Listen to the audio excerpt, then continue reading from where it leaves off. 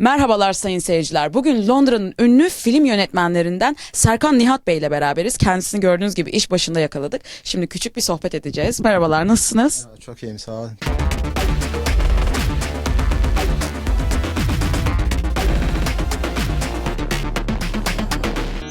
I know that you're a huge Yeşilçam fan. And that influenced you to start becoming a director. It was the Yeşilçam films and early Turkish cinema. For me, that was my introduction to cinema. I discovered Kemal Sunal before I knew who Chaplin or Buster Keaton was. I knew who Cüneyt Arkın was before I knew who De Niro or Pacino was. People like Hülya Koçyiğit, for me, was the leading lady before I even knew who Ingrid Bergman was. You know, seeing these superheroes on screen, that was, an amazing introduction to film. You recently filmed a music video for The Family Monroe, which was influenced by Yeşilçam, right? Could you please tell us about that? Yeah, when I met with the band, they gave me a lot of things that they were into, which was B-movie, film noir. And of course, when you mention the word B-movie, a lot of people automatically think to the 50s and 60s B-movies of Hollywood, the cinema serials that used to get played. But for me, B-movies were always the B-movies of Turkey, which was coming out of Yeşilçam at the time, especially the versions of Hollywood films that Turkey was making at the time. For every great, huge Hollywood production that came out in Hollywood, there was always a Turkish version of it, whether it was the Turkish Star Wars, the Turkish Spider-Man, Turkish Exorcist, there was always a version. And to be honest, a lot of those Turkish versions were the first versions I saw before the Hollywood version. So I had this warped thing growing up thinking, Hollywood rips off Turkey a lot, So for me, it was an exciting opportunity to put a lot of that into the film because that was my idea of B-movie.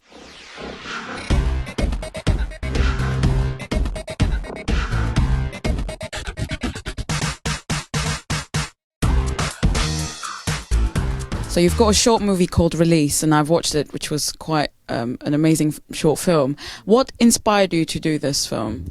For me, I made the film because it was going to be a calling card for a wider, bigger feature film. I wanted to shoot a scene from the film that I could then use as almost an advert in order to raise finance for the feature film.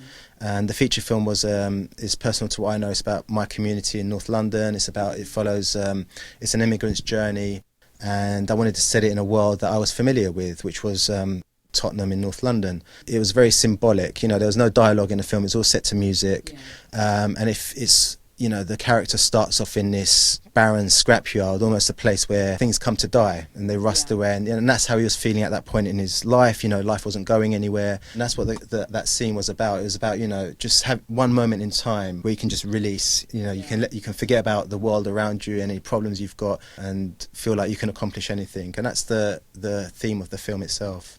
I think a lot of the audience that's watching this would like to know how to get into the industry. I mean, what do you recommend to people who are newbies in this?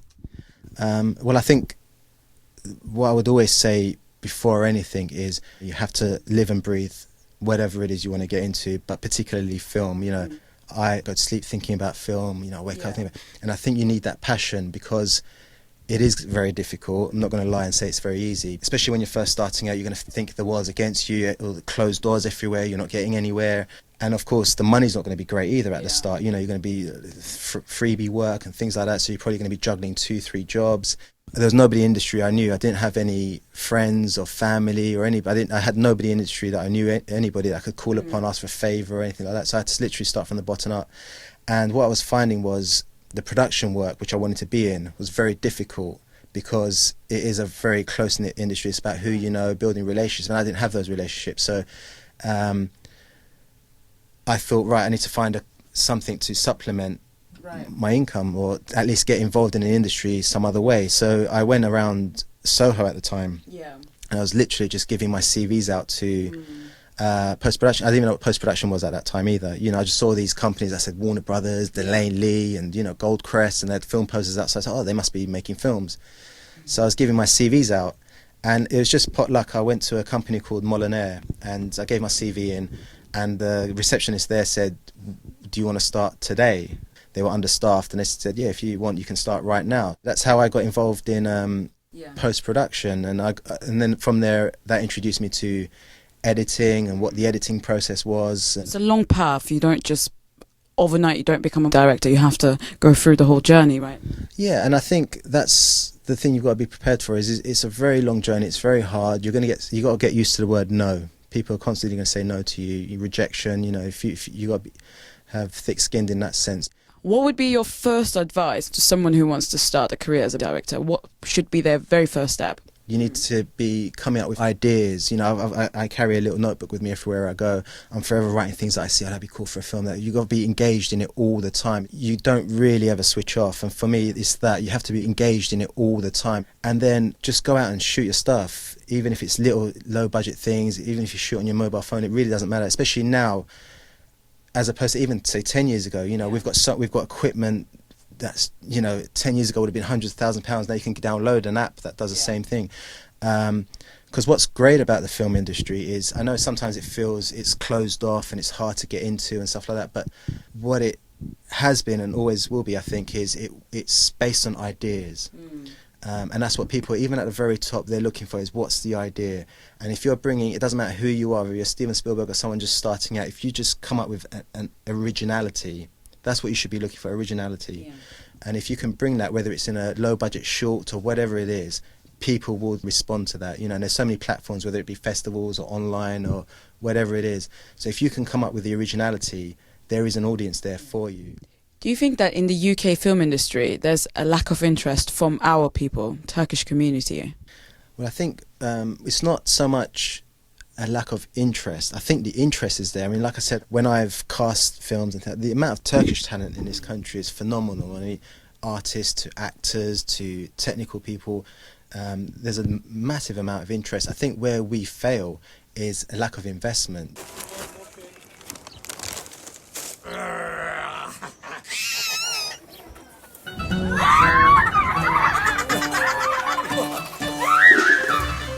When I approach somebody, I say I want to make this feature film and it's going to put my community on the map, and I'm making a film for a whole new audience to see us in a great light, and the response that you get is, why would anyone want to see a film about us?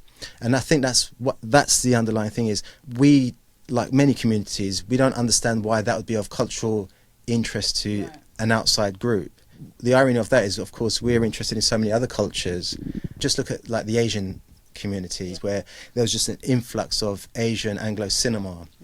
East is East, Bend It Like Beckham, great, really good films. Just look at the Greek community, Papadopoulos and Sons. I think these are great movies, and it just showcases a group of people. And I think we have that within us to showcase that as well.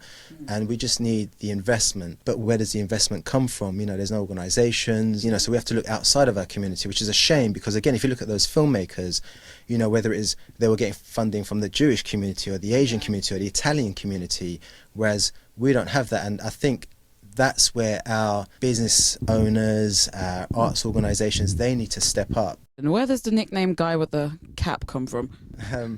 That is from, well, again, one of the things when you're a filmmaker is you want everyone to know you and your work. And what I was finding was there was a lot of people saying, do you know Serkan?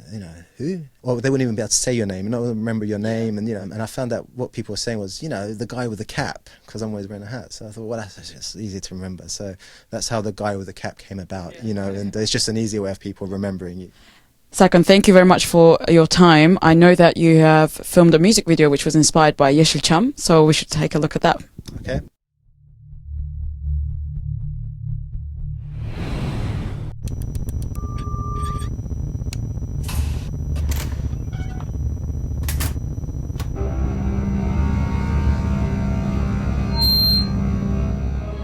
You said I'll write my own book, as if I'd even have the time, as if I'd really write it this way,